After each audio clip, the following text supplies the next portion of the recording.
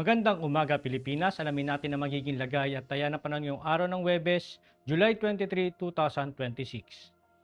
Para sa ating synoptic situation, ang ating low pressure area na minomonitor sa loob ng ating Philippine Area of Responsibility ay naging isang ganap na bagyo na nga kagabi. Ito ay may tropical depression category at binigyan ng pangalan na Quiapo. Ito ay huling namataan kaninang alas 4 ng umaga sa layong 950 km silangan ng Central Luzon. Ito ay may taglay na hangin ng 45 km per hour malapit sa gitna at may pagbugso na umaabot ng 55 km per hour. Ito ay kumikilos west-northwestward sa bilis na 20 km per hour.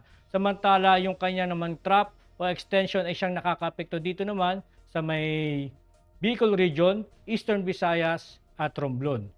At yung southwest monsoon na kanyang hinihila o pinalalakas, ang siyang nakakaapekto naman dito sa may Mindanao, sa may western section ng Southern Luzon at Visayas. Para naman sa track intensity ng bagyong si Quiapo, inaasahan natin na ito'y patuloy nakikilos west-northwestwardly hanggang Sabado. Asahan din natin bukas ng umaga o hapon ito'y lalapit sa may northeastern portion ng mainland Cagayan at asahan natin sa hapon o gabi bukas, ito ay inaasahan natin na lalapit o posibilidad na maglandfall dito sa vicinity ng Babuyan Island. Asahan din natin bukas na ito ay lalakas into tropical storm category at paglabas nito ng Philippine Area of Responsibility sa darating na Sabado, ito ay lalakas pa nga into severe tropical storm category.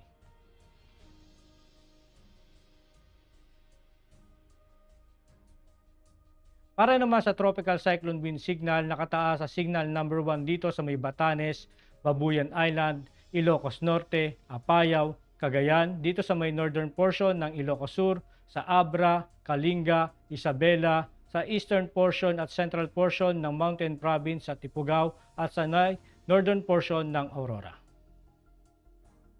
Para naman sa ating general area forecast, dulot nga ng southwest monsoon at trap ng bagyong si Quiapo dito sa may Bicol Region, sa buong Visayas, at dito sa may Palawan ay makakarana sa maulap na kalangitan na may kalat-kalat na pag-ulan, pagkulog at pagkidlat.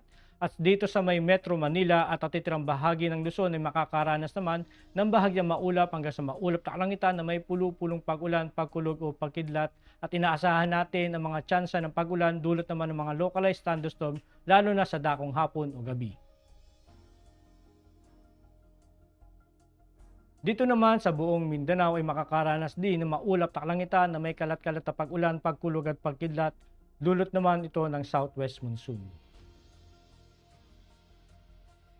Para naman sa impact ng flight operation, asahan natin dito sa may Mindanao, Western Visayas, Negros Island Region, Central Visayas, Occidental Mindoro at Palawan.